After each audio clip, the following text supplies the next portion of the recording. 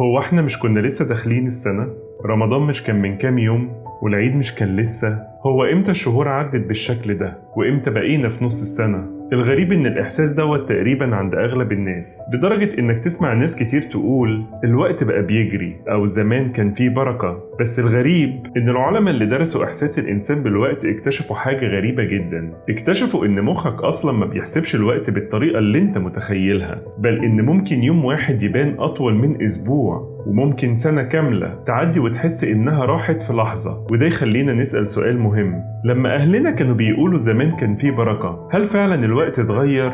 ولا إحنا اللي اتغيرت علاقتنا بالوقت؟ ولو كان الوقت ما اتغيرش، يبقى أهلنا كانوا يقصدوا إيه لما قالوا زمان كان فيه بركة؟ فاستنى معايا للنهاية، لأن يمكن بعد الحلقة دي تكتشف إن المشكلة عمرها ما كانت إن الوقت قليل، ويمكن تكتشف إن معنى البركة مختلف تماما عن اللي أغلبنا كان متخيله.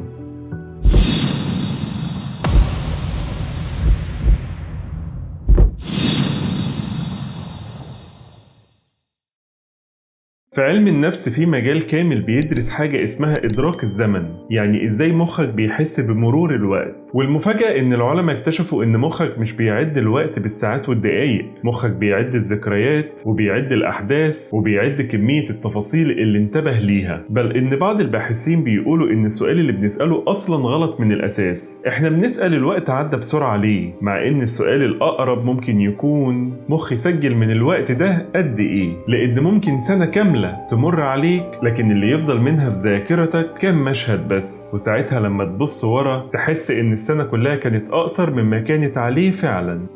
وده يفسر حاجة محيرة جدا: ليه وانت صغير كانت الأجازة الصيفية تحسها طويلة، وليه دلوقتي سنة كاملة ممكن تعدي وتحس إن هي شهرين؟ من أشهر التفسيرات إن الطفل تقريبا عايش في عالم كله اكتشاف، كل حاجة جديدة وكل حاجة أول مرة، فالمخ بيسجل باستمرار. إنما لما نكبر عدد الحاجات الجديدة بيقل، فتبدأ السنوات تتضغط جوه الذاكرة بشكل مختلف. وأنا هنا عايزك تعمل تجربة بسيطة. حاول تفتكر الأسبوع اللي فات، مش الشهر اللي فات، الأسبوع اللي فات بس. كام يوم فاكر تفاصيله؟ كام موقف مختلف فاكره بوضوح؟ غالبا أقل مما تتخيل. وده مش لأن ذاكرتك ضعيفة، لكن لأن مخك ما بيحتفظش بنفس القدر من التفاصيل لكل يوم بيعدي. وعلشان كده ساعات نبص ورا فجأة ونقول هو الأسبوع راح فين؟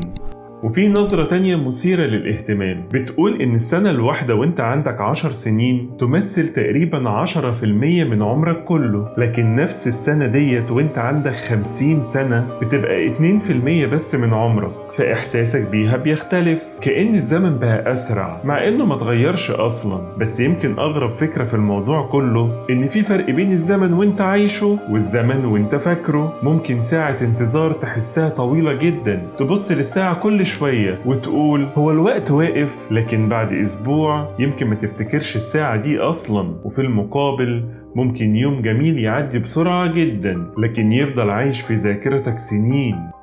يعني الزمن ليه وشين، زمن بنعيشه وزمن بنفتكره، والاتنين مش دايما شبه بعض. وتخيل معايا كده لو قضيت أسبوع كامل في بلد جديدة لأول مرة، وبعدين قضيت أسبوع تاني في نفس الروتين المعتاد بتاعك. بعد سنة من دلوقتي غالبا هتفتكر الأسبوع الأول بتفاصيله أكتر بكتير، مع إن الاتنين كانوا 7 أيام ونفس عدد الساعات لكن مش نفس العمر. ودي يمكن من أغرب الحاجات في علاقتنا بالوقت، إن الساعة تقيس الزمن لكن ما تقدرش تقيس الحياة اللي حصلت جواه. وعلشان كده يمكن أهلنا ما كانوش بيحسوا إن الساعة أبطأ، ولا إن الشمس كانت بتتحرك أبطأ. يمكن كانوا بيتكلموا عن حاجة تانية خالص، حاجة لا الساعة تقدر تقيسها ولا العلم يقدر يحطها في معادلة. وهنا بقى نرجع للسؤال اللي بدأنا بيه. فاكر لما قلنا زمان كان فيه بركة؟ فيعني إيه أصلا بركة؟ العلم قدر يفسر ليه الوقت بيبان أسرع، لكن العلم ما يقدرش يقيس لك البركة، لأن البركة أصلا مش معناها ساعات أكتر ولا أيام أطول ولا عمر أطول بالضرورة. البركة معناها إن نفس الوقت يطلع منه خير أكتر ونفع أكتر وأثر أكتر. علشان كده النبي صلى الله عليه وسلم ما قالش اللهم زود ساعات النهار ولا خلي الأيام أطول، لكنه قال اللهم بارك لأمتي في بكورها. كأن القضية عمرها ما كانت عدد الساعات، القضية كانت إيه اللي بيحصل جوه الساعات دي. وعلشان كده برضو قال صلى الله عليه وسلم نعمتان مغبون فيهما كثير من الناس: الصحة والفراغ. تأمل كلمة مغبون، يعني يعني خسران، مع إن النعمة موجودة أصلا. وكأن المشكلة مش إن الوقت قليل، المشكلة إن الإنسان أحيانا ما يعرفش قيمة الوقت إلا بعد ما يضيعه.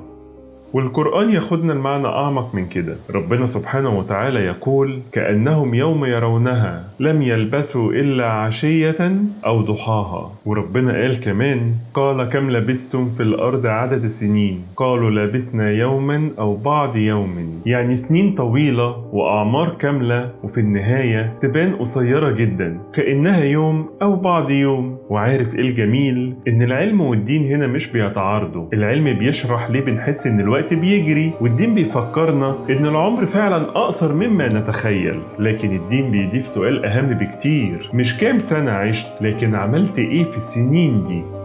يمكن فعلا إحساسنا بالوقت اتغير، وده شيء العلم حاول يفسره. لكن يمكن كمان أهلنا ما كانوش بيتكلموا عن سرعة الساعة، كانوا بيتكلموا عن قيمة الساعة. وده فرق كبير جدا، فرق بين وقت يمر ووقت يثمر، فرق بين عمر يستهلك وعمر يبارك فيه. وعلشان كده يمكن أهم سؤال مش هو الوقت بيجري ليه، لكن هل الوقت اللي بيعدي من عمري بيسيب أثر ولا بيمر وخلاص؟ لأن في الآخر كلنا هنبص ورا يوم من الأيام وهنسأل نفس السؤال: امتى عدت السنين دي كلها؟ وساعتها مش مهم هيكون قد ايه كان عندك وقت، هيكون المهم انت عملت ايه بالوقت اللي ربنا اداهولك.